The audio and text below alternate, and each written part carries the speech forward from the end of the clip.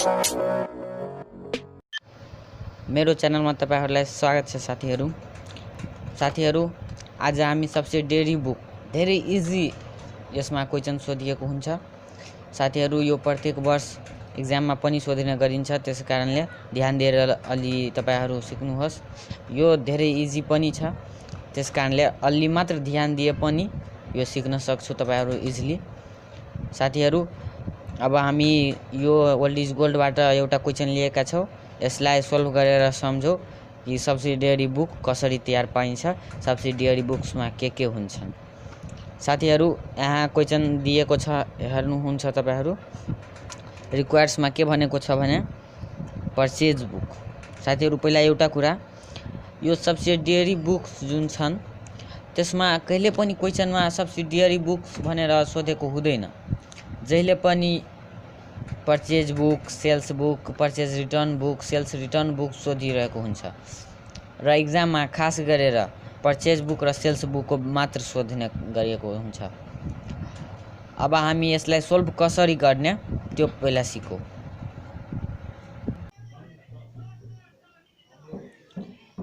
साथीहरु, यो चारवटा बुक छन्, purchase book, purchase return book, sales return book.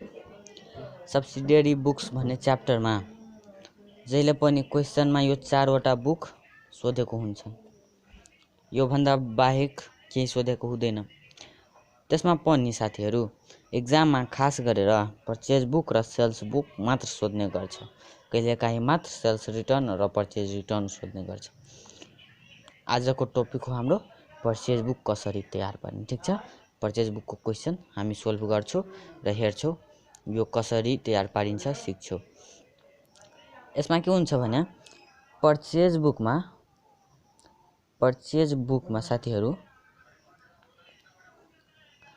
के एन्ट्री हुन्छ। क्रेडिटमा परचेज गरेको जुनसुकै गुड्स हुन्, जुनसुकै ट्रान्ज्याक्सनहरु हुन्, क्रेडिटमा परचेज गरेको त्यो के हुन्छ, परचेज बुकमा एन्ट्री हुन्छ, ठीक छ। यो एन्ट्री हुन्छ यसमा। तर जुन क्याशमा परचेज भएको हुन्छन् त्यो यसमा एन्ट्री हुँदैन, ठीक छ। अब हामी कसरी बुझ्ने कि यो क्रेडिटमा परचेज भएको हो कि क्याशमा परचेज भएको हो, ठीक छ। अब हामी कसरी बुझ्ने त्यो पहिला सिकौं। जब क्याशमा परचेज हुन्छ त्यस क्वेशनमा के भनेको हुन्छ भने परचेज अन क्याश, यो भनेको हुन्छ। यो के भयो, क्याशमा परचेज गरेको भयो, ठीक छ। यो एन्ट्री हुँदैन। त्यस्तै भनेको हुन्छ परचेज फर क्याश भनेको हुन्छ। यो पनि एन्ट्री हुँदैन, यो पनि क्याशको लागि भयो, त्यसकारणले यो पनि एन्ट्री हुँदैन। अब क्रेडिटमा भनेको के हो, क्रेडिट कसरी बुझ्ने यो क्रेडिटमा परचेज भएको। क्वेशनमा परचेज अन क्रेडिट हुन सक्छ।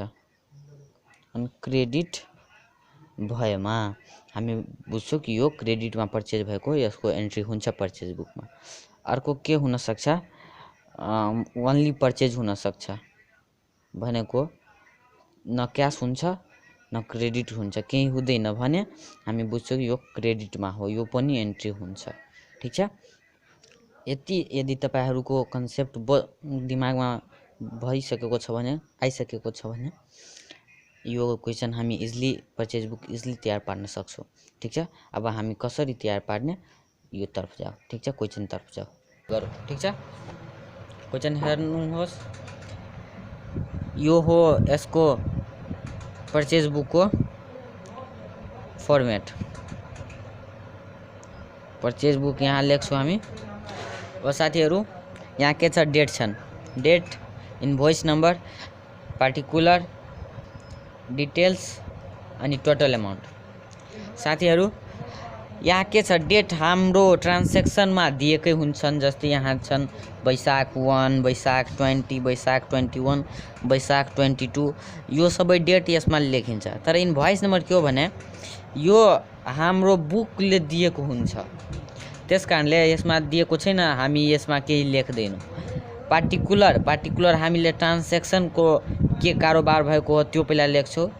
अनि यो यसमा डिटेल्स लेख्छु के केमा किनेको के चार्जेस तिरेको हो के हो सबै डिटेलमा लेख्छु अनि सबैलाई टोटल गरेर यो टोटलमा लेख्छु। अब हामी सोल्भ गर्ने हो।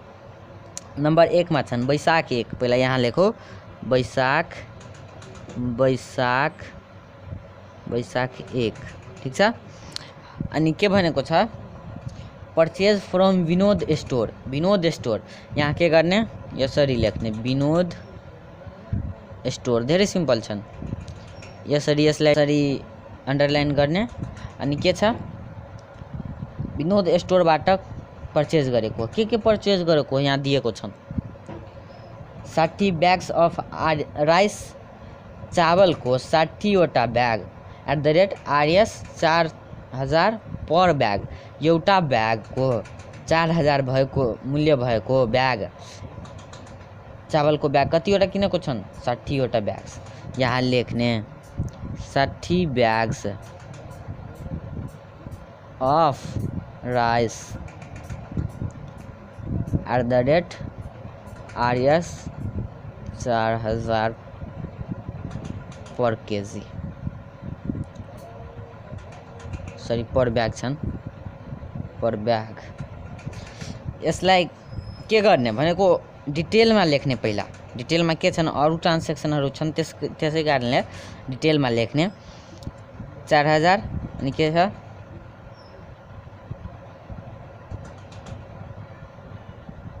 ठीक छ, यति भयो।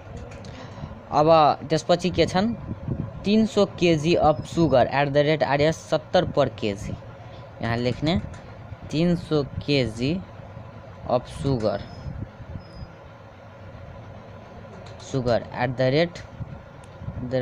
@RS 70 पर केजी। यो पनि यहाँ डिटेलमा लेख्ने ठीक छ। अनि त्यसपछि के भनेको छ 10% trade discount on both item, यो दुवै आइटममा 10% डिस्काउन्ट भनेको छ। अनि यहाँ के गर्ने लेस ट्रेड डिस्काउन्ट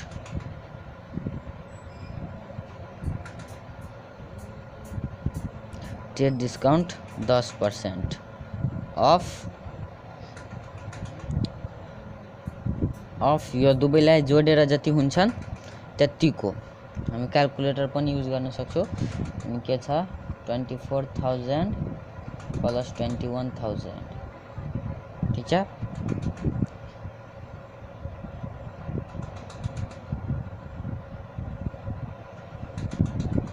$45,000 को यसलाई यहाँ टोटलिङ गरेर हामी लेख्दा पनि हुन्छन् 45,000, सरी यो हामीले गर्दा पनि हुन्छ नगर्दा पनि हुन्छन्। अनि यहाँ यसको 10% कति हुन्छन् 4500 ठीक छ। त्यसपछि यसलाई टोटलिङ गरेर अब यतिबाट 4500 हामीले घटायो भने लेस गर्यो भने कति हुन्छन् 40,500 ठीक छ। अब यति भइसक्यो त्यस कारणले यसलाई यसरी अन्डरलाइन गरिदिनु ठीक छ। त्यसपछि अर्को छन् ट्रान्ज्याक्सन वैशाख 20 मा ठीक छ, वैशाख 20 ठीक छ। यसमा के छ परचेज फ्रम अशोक स्टोर अनि आकाश स्टोर छन्, आकाश स्टोर ठीक छन्। आकाश स्टोरमा के परचेज गरेको हुन् 200 ब्याग्स अफ राइस, फेरि राइस किनेको 200 bags of rice @RS 6,000 per KG, sorry per bag कति भयो यो टोटल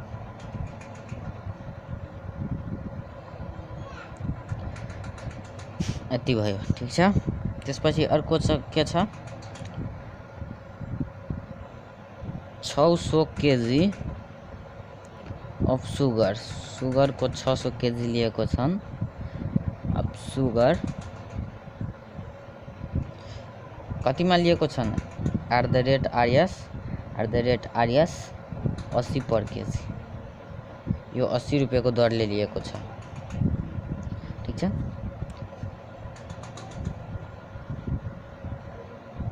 यति भयो ठिक छ।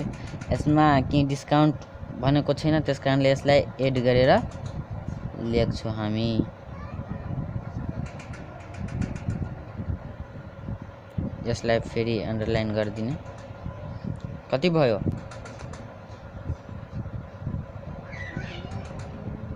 यति भयो ठिक छ। अर्को ट्रान्जेक्सन छन् वैशाख 21 मा ठिक छ। वैशाख 21 अब के छ transaction credit purchase from Gopal. क्रेडिटमा पर्चेज गरेको हो गोपाल। एउटा कुरा अझै साथीहरू, यो सबैमा न त क्रेडिट भनेको छन् न त क्यास भनेको छन्। जब क्यास भनेको छैन भने हामी बुझ्छौँ कि यो क्रेडिटमा पर्चेज गरेको हो। यहाँ भनिदिएको छन् तापनि म भनिहाल्यो, यदि क्रेडिट दिएको छैन भने हामी बुझ्छौँ कि यो क्रेडिटमा खरिदिएको छ। केही दिएको छैन purchase on cash purchase for cash, त्यो दुवैबाट केही दिएको छैन भने क्रेडिटमा खरिदिएको हो, त्यो हामी बुझ्छौँ। यदि क्रेडिट दिएकै छ भने ठिकै छ।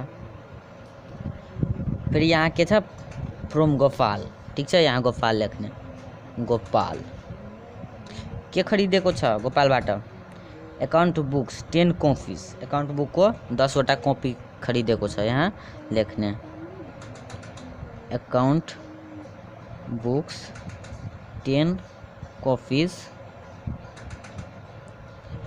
कतिको दरले @RS 500 इच भनेको एउटाको 500 ठिक छ। के भयो 5000। त्यसपछि के छ इकोनोमिक बुक। इकोनोमिक्स बुक्स कपीज कतिवटा कपीज छ 20 कपीज @RS कतिको छ 300 इच। कति भयो 6000। अब के भनेको छ डिस्काउन्ट भनेको छैन, त्यस कारणले यसलाई फेरि टोटलिङ गर्छौँ हामी। कति भयो टोटल 11000